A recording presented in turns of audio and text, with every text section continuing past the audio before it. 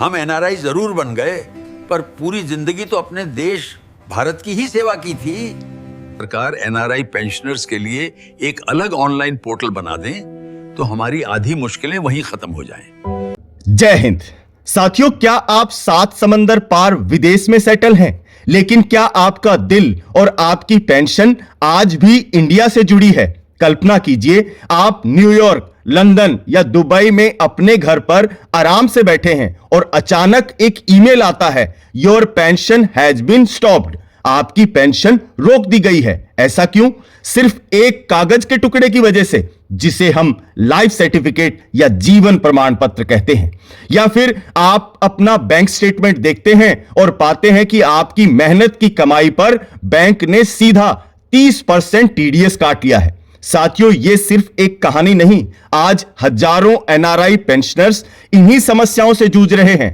कागजी कार्रवाई की उलझनें, बदलते नियम और जानकारी की कमी ने रिटायरमेंट को तनावपूर्ण बना दिया है। और ये मुश्किलें उन एनआरआई भाइयों के लिए और बढ़ जाती हैं जिन्हें कुछ चिकित्सा समस्या है, जिन्हें मेडिकल प्रॉब्लम है, उनके लिए तो ये और उलझन है। लेकिन साथियों, घबराइए मत, आज का ये वीडियो बाकी वीडियो से बिल्कुल अलग है, क्योंकि आज हम सिर्फ समस्याओं का रोना नहीं रोएंगे। आज हम बात करेंगे सॉल्यूशंस की। हम बात करेंगे भारत सरकार के 2024-25 के नए नियमों को, जो विशेष रूप से आप जैसे एनआरआई पेंशनर्स के लिए बनाए गए हैं।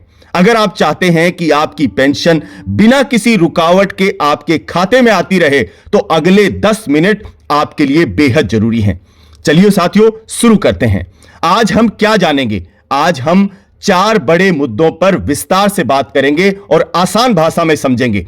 भारत आए बिना अपना लाइफ सर्टिफिकेट कैसे जमा करें, सरकार के नए डिजिटल तरीके क्या हैं। दूसरा, एनआरई या एनआरओ पेंशन किस खाते में आनी चाहिए। तीसरा, क्या आप डबल टैक्स भर रहे हैं और इससे कैसे बच सकते हैं। और चौथा, अगर कोई भी सुनवाई ना करे तो सरकार से शिकायत कैसे करें। तो चलिए साथियों, बढ़ते हैं पहले मुद्दे की तरफ, लाइफ सर्टिफिकेट, जो कि सबसे बड़ी सिरदर्दी है एक एनआरआई पेंशनर के लिए। साथियों, आप सोच रहे होंगे कि 30 नवंबर निकल चुका है, आज तो 3-4 दिसंबर हो चुका है, और अभी मैं लाइफ सर्टिफिकेट की क्यों बात कर रहा हूं, अभी तो लाइफ सर्टिफिकेट जमा नहीं हो सकता। ऐसा नहीं है, 30 नवंबर के बाद भी पोर्टल ओपन है और सभी बैंक और pension disbursing authorities life certificate लेंगी।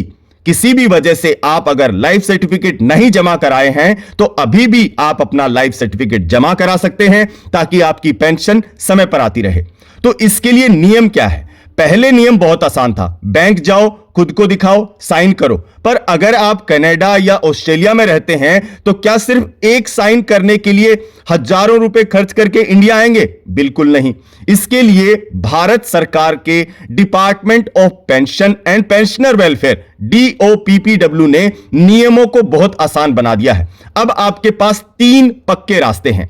साथियों, पहला तरीका, अब आप अपने एंड्रॉयड फोन से घर बैठे बैठे लाइफ सर्टिफिकेट जमा करा सकते हैं। आपको बस आधार फेस आरडी और जीवन प्रमाण ऐप डाउनलोड करना है। साथियों, ध्यान से सुनिए, मेरे को पता है आप एनआरआई हैं और आप विदेश में रहते हैं, और यह तरीका जो मैं बता रहा हूं वो भारत में लागू है। मैं आपको बताऊंगा एक प्रो टिप, जिसकी वजह से आप विदेश में बैठे बैठे भी अपने एंड्रॉयड फोन से या आईफोन से लाइफ सर्टिफिकेट जमा करा पाएंगे। ये ऐप क्या करता है, आपके फेस को स्कैन करता है और आधार डाटाबेस से मैच करके सर्टिफिकेट बनाता है। साथियों, इसके ऊपर मैंने डिटेल में वीडियो बनाए हुए हैं, आप चाहें तो पूरी प्रोसेस को देख सकते हैं। साथियों, इसके लिए प्रो टिप क्या है? अगर आप किसी भी देश में रहते हैं, वहां पे मुझे पता है कि आपका यह काम नहीं करेगा। इसके लिए 2 तरीके हैं। पहला, अपना जो ऐप है वो विदेश में ना चले तो एक अच्छा सा VPN का इस्तेमाल करें और लोकेशन इंडिया सेट कर दें। इससे आपका जो दोनों आधार फेस आरडी और जीवन प्रमाण ऐप काम करेगा। अभी दूसरी समस्या आती है OTP की। उसके लिए आपको अपने फोन में जो आपका इंडियन सिम है, इसमें इंटरनेशनल रोमिंग चालू करें और आपको OTP भी मिल जाएगा। साथियों, यह तरीका काम कर जाता है बहुत बार, आप इस तरीके को अपना कर देखिए।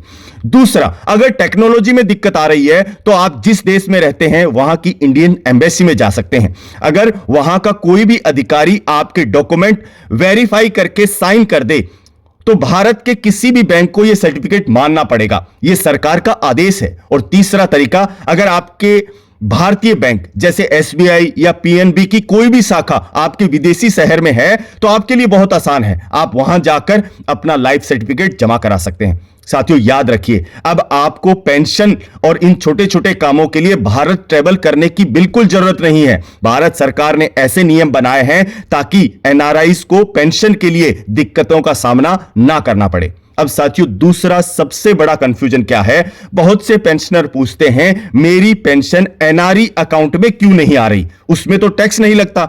साथियों नियम बिल्कुल साफ है, पेंशन भारत में कमाई गई इनकम है और भारत में कमाया हुआ पैसा सीधे एनआरई अकाउंट में नहीं जाएगा। एनआरई अकाउंट में विदेश से कमाया हुआ पैसा यानी विदेशी कमाई ही जमा हो सकती है।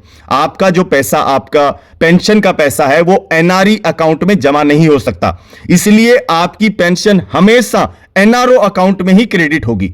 तो इसके लिए दो चीजें हैं, पहले आप अपना सेविंग अकाउंट में अभी तक हैं तो उसको एनआरओ में कन्वर्ट करा दें। इसके लिए आपको भारत आने की जरूरत नहीं है, आप बैंक को ईमेल लिखकर और उनसे जो जो कागजात चाहिए उन्हें वो आप भेज सकते हैं, आपका सेविंग अकाउंट एनआरओ में कन्वर्ट हो जाएगा। दूसरा, अगर आपका पैसा भारत में फंस गया है, किसी भी वजह से आप अपना पैसा अपने एनआरई अकाउंट में नहीं ले पा रहे हैं, तो आरबीआई के नियमों के मुताबिक आप अपने एनआरओ अकाउंट में से एक साल में $1 मिलियन मतलब भारत के करीबन 8 करोड़ रुपए तक विदेश में ट्रांसफर कर सकते हैं। बस आपको फॉर्म जमा करने होंगे, कुछ मैंडेटरी फॉर्म है जो कि आपको बैंक में जमा कराने होंगे। पहला फॉर्म 15CA और दूसरा फॉर्म 15CB। चार्टेड अकाउंटेंट इसमें आपकी मदद कर सकता है। एक बार टैक्स क्लियर हो गया तो पैसा आपके विदेशी खाते में चला जाएगा। साथियों अभी बढ़ते हैं हम टैक्सेशन और डबल टैक्स से कैसे बचें, इससे आपके लाखों रुपए बच सकते हैं। अगर एनआरआई पेंशनर देखते हैं कि बैंक ने उनके पेंशन पर सीधा 30% टीडीएस काट लिया है, ऐसा इसलिए होता है क्योंकि आप एनआरआई हैं और बैंक हाई रेट पर टैक्स काटता है। सबसे बड़ी दिक्कत क्या है, मुसीबत तब बढ़ जाती है जब आपको उसी पेंशन पर अमेरिका या यूके में भी टैक्स देना पड़े। मतलब आपने इंडिया में भी 30% टीडीएस कटवा दिया और उसके बाद जब वो पैसा यूके या कहीं भी गया वहां पे भी उसमें दोबारा टैक्स काट दिया। इसे कहते हैं डबल टैक्सेशन, मतलब 2 बार टैक्स देना पड़ा। अभी इसका समाधान क्या है, भारत का अमेरिका, यूके, कनाडा, जर्मनी बहुत से देशों के साथ DTAA मतलब डबल टैक्सेशन अवॉइड अग्रीमेंट, ये एक अग्रीमेंट है जो कि 2 देशों के बीच में होता है और इसमें 2 जगह पे टैक्स नहीं लिया जाता एक ही आदमी से। इसका मतलब यह है कि एक ही इनकम पर 2 बार टैक्स देने की जरूरत नहीं है। इसका फायदा लेने के लिए आपको बैंक में कुछ डॉक्यूमेंट जमा करने होंगे, जैसे टैक्स रेजिडेंसी सर्टिफिकेट TRC।